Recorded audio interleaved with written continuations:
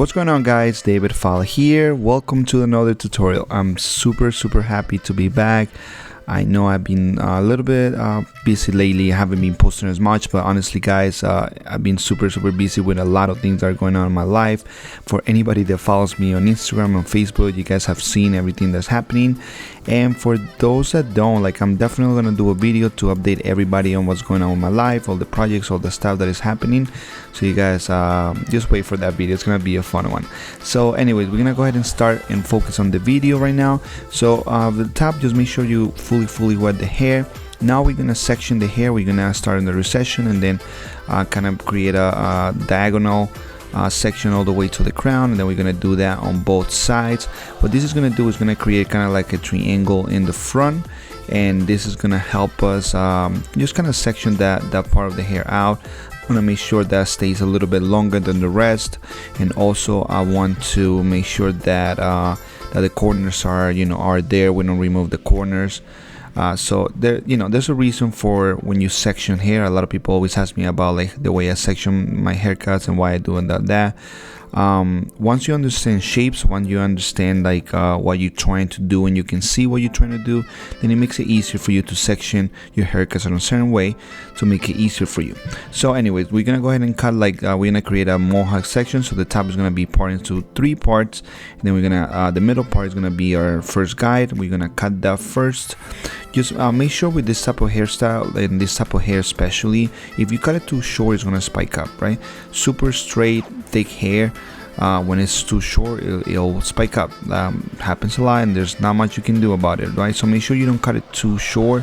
Make sure you don't texture it too much, because if you texture it too much, you remove a lot of the the thickness, the weight of it, and it's gonna spike up as well. So just things to keep in mind. So you can see once I cut my middle section, all I'm doing is taking horizontal sections, and I'm just making sure follow my guide and then just cut it. I'm pulling the hair 90 degrees from the floor, not from the head, guys, from the floor. So that means that you're keeping a square shape on top, and then once you do one side, you're gonna go ahead and do the other side. Just make sure you always find your guide. If you're taking too big of a sections, you can't see your guide anymore. That means that the sections are too big. What this is gonna create is gonna create peaks on the top of the head, and then your hair is not gonna be even.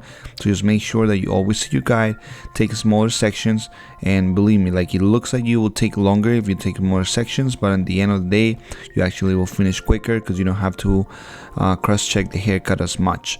So just a little tip, guys. I've seen a lot of barbers that once they cut the top and they spend so much time on the fade, but then when they cut the top, they just cut it so quick, and they don't really care, and then they wonder why the haircuts don't lay down correctly, or the clients, they cannot style the hair the way they want to. So just make sure, take a little bit of time on the top, and you'll see that difference. So here you can see I cut in the crown, just point cutting the crown a little bit because I don't want it too short. I don't want the hair to spike up. So that's very important. Always keep that in mind. So now what I'm doing, I'm just going ahead and just cutting the top. I'm just over directing the sides a little bit on the back, on the crown, to the sides, just because I want to maintain and retain a lot of that weight in the middle. So that's why I'm creating kind of triangles and over directing everything to the same section, because I want to make sure the middle stays longer. That's what a triangle does, right? It creates length. So now we're gonna cut the front. All I'm gonna do with the front is just point cut a little bit at the top, and the front part of it, and that's about it. The fringe, I'm just gonna cut it a little bit, and that's about it. I'm just gonna pull it up now, layer it in a little bit, and I just want to make sure that the first section on the front is gonna kind of reach pretty much all the way to the back, kind of to the apex of the head, the highest part of the head, if you want to call it like that.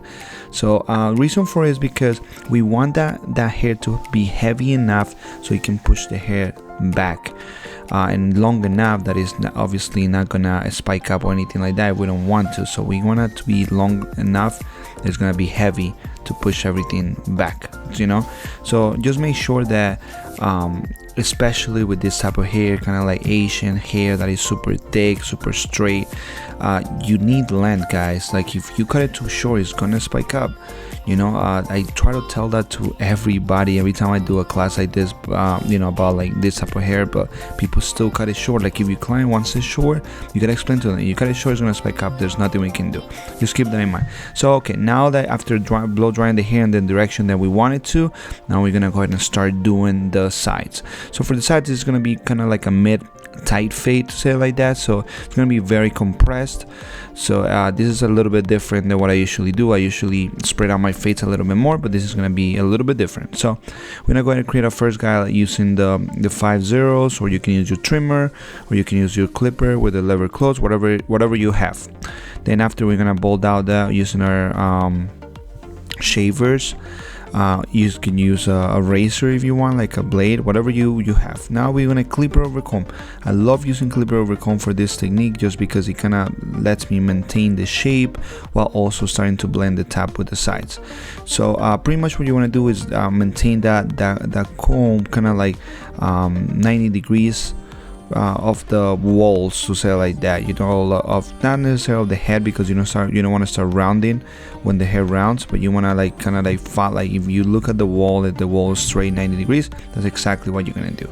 So now we're gonna go ahead and use a number 3, and we're just gonna start down fading. Like once our guide is already created, you can see where the white lines kind of meets the blend right there. That's where I start with number 3. We start with the lever open, and then we close it little by little.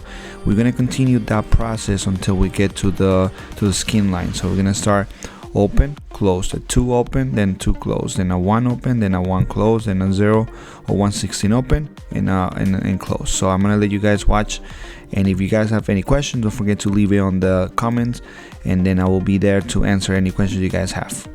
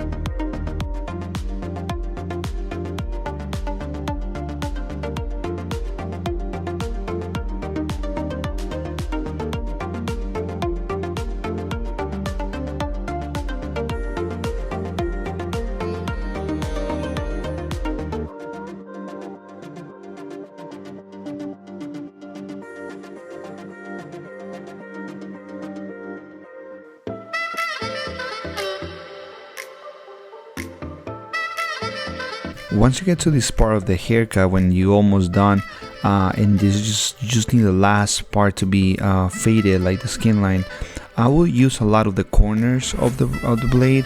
Start always with the lever open, and then start closing little by little. What I love using for this type of like last part of the blade, I like using like a curved bevel blade. Just because I think it makes it easier to create that like C motion, so I don't make more lines. And obviously a lot of corners. You don't need to use the whole blade. You can use just like 2-3 teeth, just to kind of control your strokes and make sure that you're not making a line on higher. This type of hair is difficult, guys. Even for somebody like me that's been cutting for so long, like it takes me some time to get a fade like this. To look good, but also maintain shape, and also take into consideration so many things that involve a good haircut, because a good haircut is not just a fade. It's how you cut the top, how the top meets the sides, how everything looks put together, so just make sure that a lot of barbers just focus on the fade, how good the fade is, how blurred it is, but then everything else it just doesn't look good. So it doesn't matter how good your fade is, just if the whole haircut doesn't look good, doesn't matter, right guys? So that's just something to keep in mind. So here I'm just shaping up a little bit the temple area, kind of the sideburn, just a little bit, and that's it.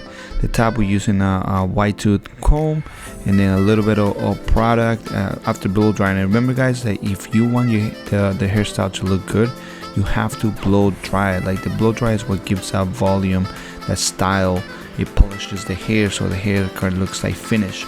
So if you're not using the blow dry and you just want to put product and that's it, then it's gonna be very hard to like kind of create those looks that you want. You know, just keep that in mind, guys. When I do certain haircuts that you guys see on pictures and things like that, sometimes just blow drying it takes me 10 minutes just to get it to where I want to be, you know. So just you know, like if you're trying to blow dry hair like in 30 seconds, you honestly can expect the hair to be polished. So anyway guys, that was the video. I hope you guys enjoyed. I hope it was useful. Just don't forget to subscribe, like it, let me know in your comments what you guys think of the video, and I will be bringing you some other cool stuff because I got so much to tell you guys. I'll see you guys on the next one. Take care.